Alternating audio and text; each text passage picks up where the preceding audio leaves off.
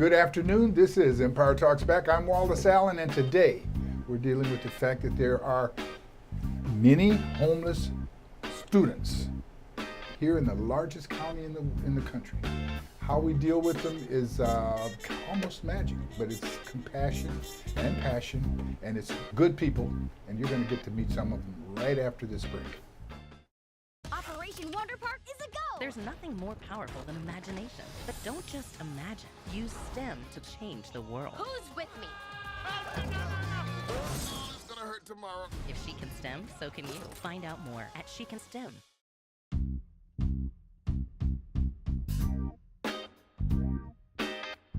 Welcome back. This is Empire Talks Back. I'm Wallace Allen. Today you are going to meet some of the greatest heroes, sheroes, because there are ladies here today. There are probably some men working with them, supporting them in the background. I'm not sure, but I am sure of the fact that we've got three sheroes here today.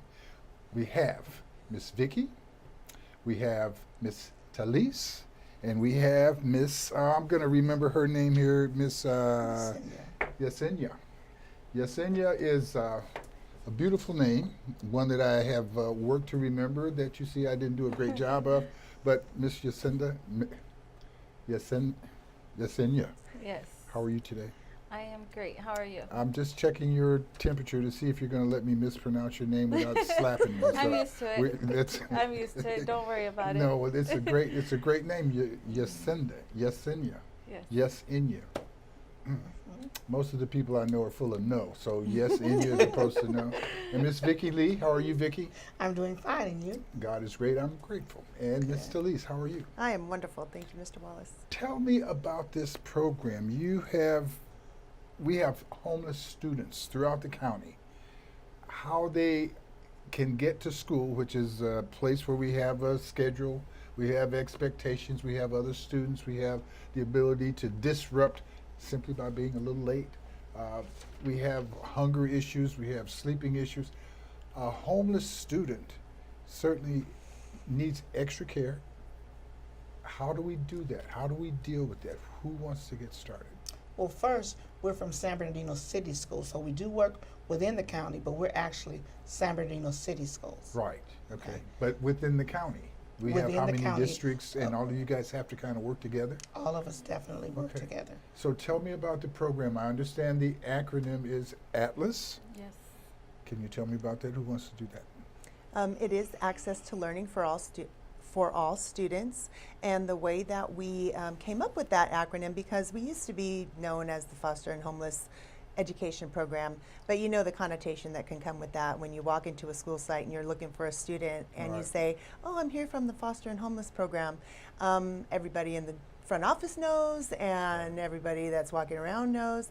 So we actually got a group of students together and asked them to help us come up with a name that would be really something they could be proud of. Right. And it was actually that group of students that helped us find that acronym, Access to Learning for All Students. When did we first become aware of the fact that we have students who don't have permanent homes?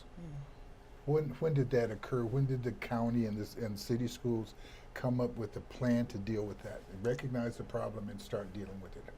That's been forever. However, in 1987 is when it first came up with the McKinney-Vento Act.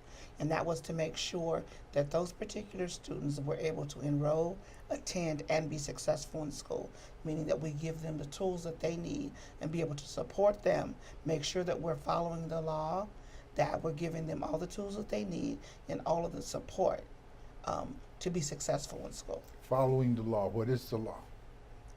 The law is to make sure that we don't stigmatize, to make sure that we provide them with transportation if they need transportation, rights to enroll in school,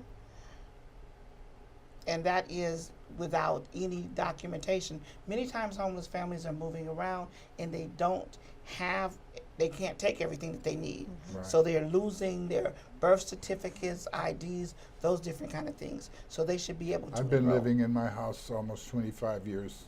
So you can And imagine. if you ask me to go and find all of those things, I probably would have to ask you to give me a couple of weeks. Right. So keeping records is not an easy thing, and when you're dealing with the pressure of a place to live, and we're dealing not just with the student, because the student isn't in charge, student's parent. And that, I suppose, makes it even more critical. So, how do you work within your district? What's the plan? How do you recognize a student? How do you find a student in need that fits your homeless profile? We do all kinds of trainings with staff and with the community. So we're making them aware that we are here, we are available. How do you do that? Well, beginning of the school year, each of the students gets an emergency card sent home with them. So in their enrollment packet at the beginning of the school year, or anytime they have a change of address, they're in our enrollment packet on the emergency card, there is a portion of it that states if you are living in any other situation other than a single family residence. Could be a motel, hotel, could be your car, could be doubled up, tripled up, which the majority of our students are doubled up or tripled up. Could be that they're staying in a shelter, could be that they're in transitional housing. They might be an unaccompanied minor, which we have many of those as well. So many unaccompanied minors. So when we get those, when the emergency card gets back to the school site, the school sites will automatically send those that have anything other than single family residence checked to our office so that we can make sure that we're identifying them should they need any assistance. And a lot of times, they might not need anything because they're just doubled up and that's just the way that they're living and they're doing fine. But there are other times where we have students that are in motels or they're living with family and then, fish, friends, and family stink after 3 days, so they have to move on to the next place. Right. So yeah.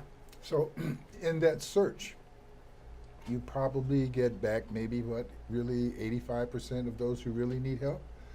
Or do you think you get 100% return on that inquiry? I don't think we get 100% because many people think it's a crime to be homeless and they're afraid that their children are going to be taken from them. And so we don't get all of it. Editorial. A lot of people who are not homeless think it's against the law and a crime to be homeless.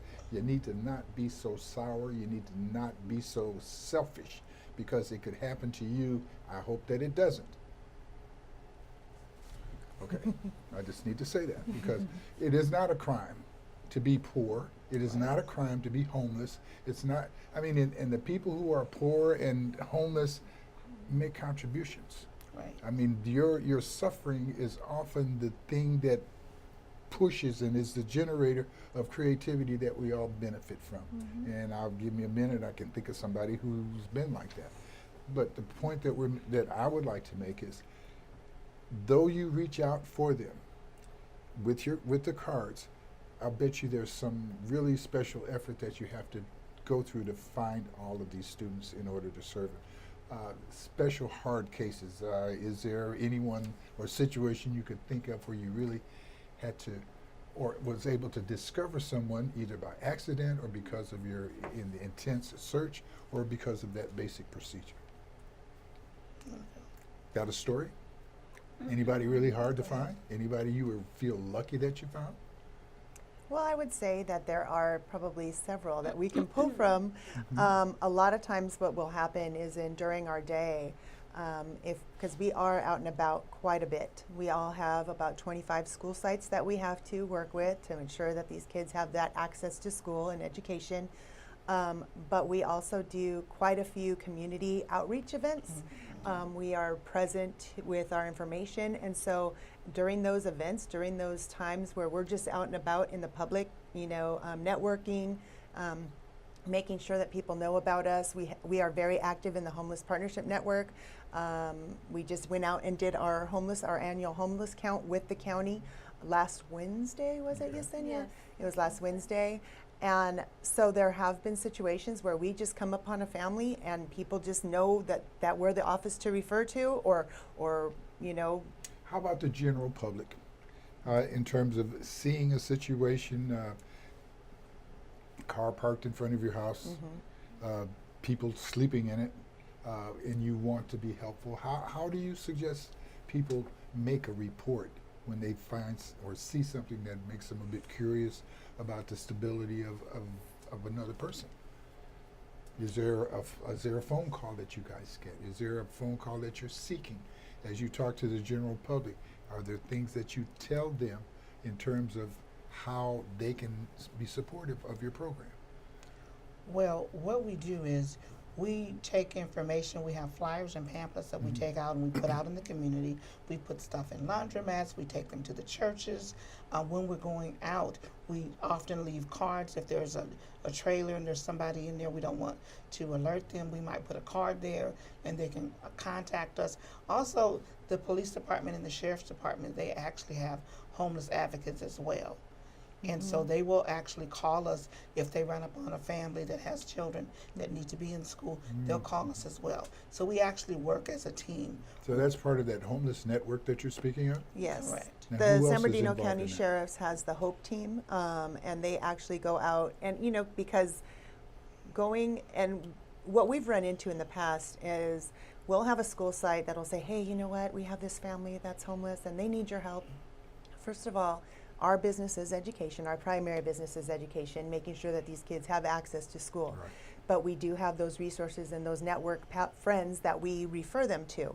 But when a school site is calling a family because they've been deemed homeless, it can be a little bit intimidating to the family member and it might upset them. So a lot of times what we do is we say, hey, you know what, when they're comfortable, have them give us a call. If they're ready to give us a call, you know, have them give us a call. Let them know that we're here to help, you know, but give them the number to 211 because United Way of, what is it, Arrowhead United Way is in charge of 211, and what they have done is they become a clearinghouse for all the homeless resources in the county, within the county. So they have a system that can monitor how many shelter beds are available, how many transitional living centers are available, where they can get food that day. So 211 is actually the best resource for our families that are in immediate need. There is a shortage. I can't mince words. There's a shortage. We have several families that are on waiting lists for shelters as we speak. There are families in their cars, and there's just not a lot of places for them to go. So it kind of can get a little bit, what's the word I'm looking for? Testy, and it's a little, it kind of, you know, weighs down on you. We have several families that call, and we just know there's not going to be much we can do for them. Wow. Yeah, that's, I suppose my request is that how can people add to the resource, either in the form of being a shelter? Is that something that you guys have worked with at all? Do you have parents that are emergency stops? What do you do in an emergency? I mean, how do you define a place beyond the norm there when you've got that emergency? And once again, I know you guys aren't responsible for all of this, but I also know that probably in the chain of action, you're one of the most compassionate spots that people can touch. Well, we try to call our community partners. We call upon Community Action Partnership, Catholic Charities, the local churches, you know, and we're telling people, if you're involved in church, check with your church. There's normally a benevolence fund or something, or a family within the church that may have some extra rooms. So check within your church, but of course that would take you being active at the church and people being able to know you, you know. But we ask them to check there. Some of our families even sleep in emergency rooms because that's pretty safe for them. They've got security, they've got a place they can go to the restroom. You know, it just depends. But it does weigh on us because we don't have the resources for every single family. How many, if you can estimate, or how many students are we talking about countywide, and how many are we talking about in the San Bernardino Unified School District? Probably countywide over about 30,000. That was, I believe, that was the last. 30,000 homeless? And that's only... That's almost, what San Bernardino Unified's got, what, 50, 60,000 students in the entire district? Yes. So 30,000, that represents a school district by itself. But remember, Pretty it much. is the McKinney-Vento definition. It's not the HUD definition. HUD definition is very different. Okay. HUD definition is you have to be outside, you know, on the street or in your vehicle. The McKinney-Vento definition has that broader definition where it can include living in a motel, doubled up or tripled up. So and that's the shelters, and the right. cars, and the parks, all of those things. It's important because we're educating our kids. We're either educating them to the fact that society cares, or we're educating them to the fact that society doesn't care. Right. And when we leave them with the message that society doesn't care, we are creating enemies of the state. Down the line, somewhere, people who aren't comfortable with the fact that we have obviously a surplus. The fact that it's not available to everybody can be a problem. So we've got how many students in San Bernardino Unified School District that meet this homeless? Right now, it's Approximately. over 5,000. Over 5,000 right now. And we're still counting. Those are the ones that we've identified. We know that there's more. Now you mentioned a homeless count recently. How does that homeless count equate to what you know in terms of the students? Like you say, you expect that there are more students than you're able to serve at this point? There's more students that need to be identified at this point. Many more. In terms of us serving them, once we identify them, we're serving them by making sure that they have the supplies they need, by making sure that we check in with them, and if it's tutoring they need, if it's transportation, whatever they need within the educational system, those are the things that we're able to do. And then we collaborate with others to be able to take care of basic needs. Now you are in the city of San Bernardino, Correct. which is in the county of San Bernardino, which is the largest county in the state, or in the country, really. And within these districts, people move. I mean, we have people who move who are not homeless. Certainly people who are homeless probably move more often. What type of testimonial or story can you give us in terms of how bad that can get in terms of a student having to move many times during the year? Well, one of the statistics that we've seen, we have kids that are in homeless situations or even foster situations that have moved between 2 and 3 times in a school year. And each time they move, they lose almost 2 months of education. So you can imagine if you have a kiddo that is moving from our district coming to Rialto, or even just changing the schools. Yes. That's why one of the McKinney-Vento laws allows for students to remain at their school of origin. So if they started in our district, they started at Jones Elementary and then became homeless and were staying in the area of Bradley Elementary School, they would have a right to remain at Jones Elementary while they were as long as they were homeless, and for the remainder of that school year at least, to keep their education, the continuity in their education. Because each time they change, they just lose so much education. They just lose so much academic time. Let's go further into that right after this break. This is Empire Talks Back. I'm Wallace Allen. We're speaking with the Atlas program from the San Bernardino City Unified School District. That program deals with placing homeless students in school and providing them the things that they need in order to be good students. We're going to talk more about that right after this break, so stick around.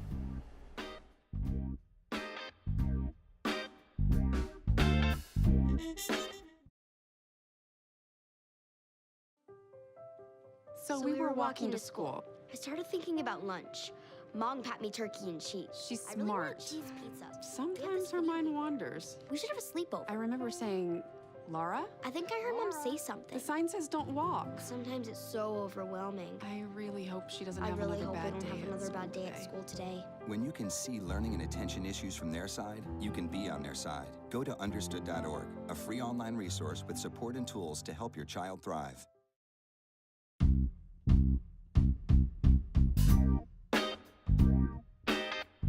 Well, we're back. I'm still Wallace Allen, and I'm still speaking with the young ladies from the Atlas program at the San Bernardino Unified School District, City Unified School District. I was speaking with Talise prior to the break.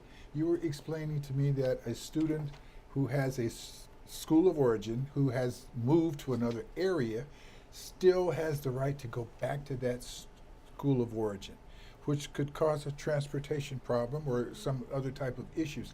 How far do you go with that program? Do you insist that they go back to their school of origin, or are there other things that you do?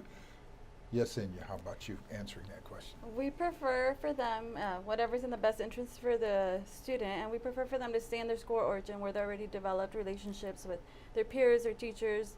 They're comfortable there. So we prefer for them to go back to their school of origin. So what we do is we help set up transportation from their current home school, which the example that Lise was giving was Bradley Elementary. So we'll be able to set up our school transportation from Bradley Elementary for them to be able to continue to go to Jones Elementary. So would that student have to report to that school of origin or the other school and then get a ride to the school, or is he able to have transportation that allows him to be at the school of attendance on time? So our transportation department is awesome, and they jump through hoops for our kids. So they'll make sure that they pick up the kid at the school of their home school in order to get them on time to their school of origin. And if for whatever reason the bus is running behind schedule or anything, they still allow our kids to go eat their breakfast in the cafeteria Very and good, everything. Yes. very good. And I'm sure the buses never run behind schedule. Sometimes they do. It's not their fault that they do. It's people driving around like I am who don't know where I'm going. So the idea of it being the most critical to the student is where you're going. We're in a big spread out circumstance here. San Bernardino is relatively close to all of the other cities, but we're talking about students getting there. That's a big distance. How do we deal with, do you have any stories or testimonials you can give me about students who are even moving into another state that you had some type of responsibility for initially with this homeless network of passing of information and working together? How complete are we with working with not only other districts, other counties, other regions of the state, and even out of state? Do we have experience like that? Is that part of what we do? I'd like to think we do it very, very well. We had a family that was living in a motel. Mother had 4 kids, had been through quite a bit, had been trafficked, all kinds of stuff going on with her. And she had a godmother that lived, I believe, in Texas? Houston. And she needed to get there. And we were able to hook up with Texas, but we were able to use With a phone call. With a phone call. Somebody that you knew. Somebody that we knew from going to the statewide conferences. And we worked with our community partners, Community Action Partnership, and Catholic Charities to be able to assist us in helping to transport her there. Now, when you say work with, we're not talking about sitting outside building a fence.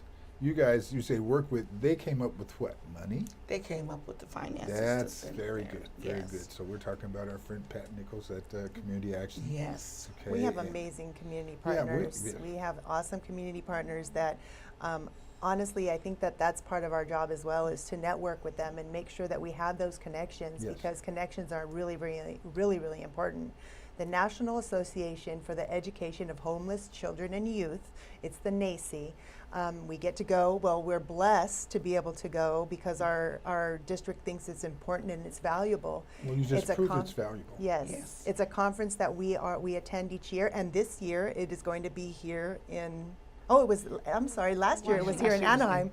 It's gonna be in Washington. But you get to meet so many different people from different states, from throughout our state, and that's where those connections are made, because you never know where our families are going to end up, and those connections are really valuable. The other connections that we have within our county, our supervisors are awesome. Yes, We they have are. amazing supervisors. Supervisor Gonzalez and Supervisor Ramos have been champions for our homeless youth and our homeless families.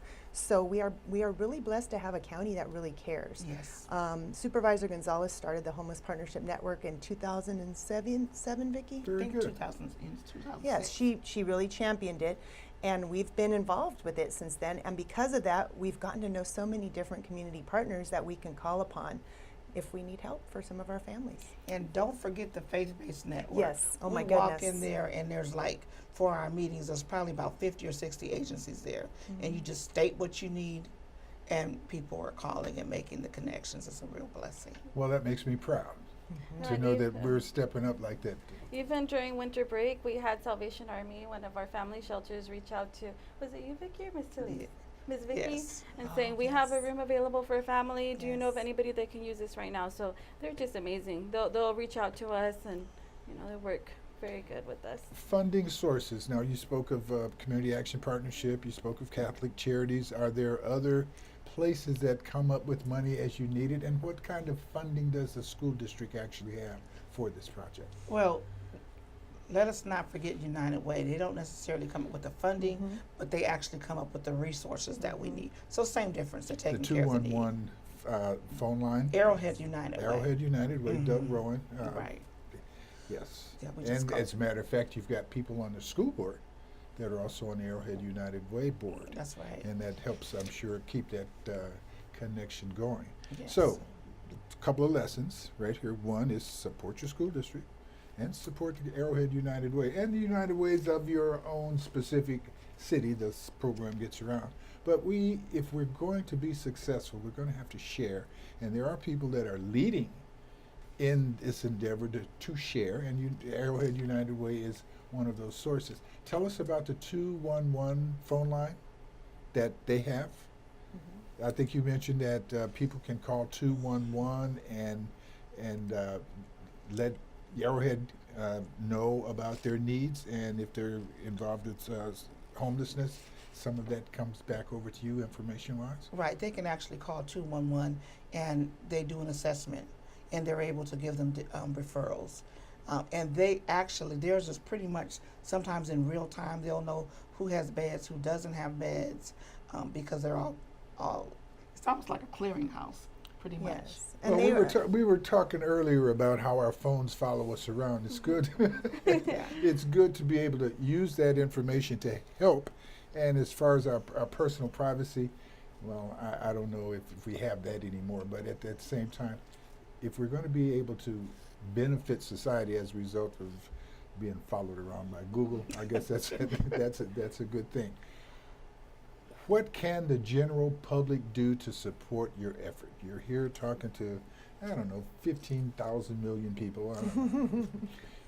What would you like the general public to know about your program and how they can be supportive? Well, one is that it's not a crime to be homeless. Don't be afraid to let us know. And us could be administration, the teachers, anyone within the school district know that people are having an issue or a problem, but that they may be in transition, because our program is there to be able to support people when they're in transition, to be able to give them the tools that they need for the children to be successful in school. It's not a crime to be homeless. It's not a crime It's to be not poor. a crime to be But homeless. it is a crime to not help people that need your help. And it's not enough of a crime because some of us still get away with not being helpful.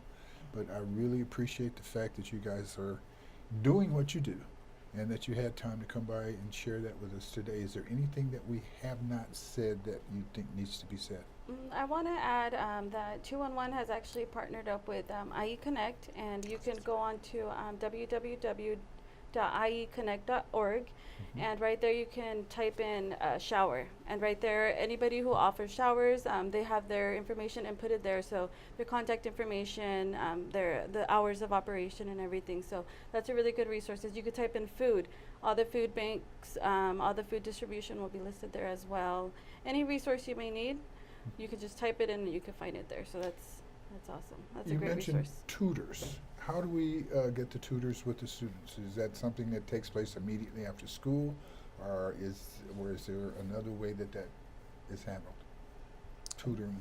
Well, it depends upon whether or not the parent wants the tutoring, but we actually will offer tutoring to everyone that, I won't say that's working below grade level, but that actually needs the tutoring. We'll run the testing, and whoever needs the tutoring, we will actually offer that to them, and hopefully they'll take it.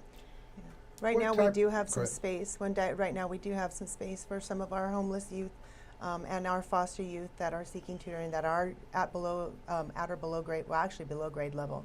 But they do have to have an application filled out through our school district, and it's only for children that are in grades 3 to 8. So, right, because it's funding, it's all money. Yes. But our district is so supportive they really want to see our students succeed. And so they find that it's valuable to offer these things to them. As we note the importance of the student, and the future that they can bring to society. The immediate situation they're in is also part of the parent circumstance. Is there anything within your program, or what are the things within your program that supports the parents in your effort to keep the kids in school? Automatically, as case managers, we end up working with the parents.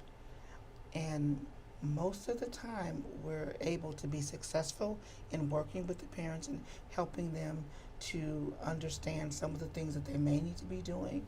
Some of them accept it, and some don't.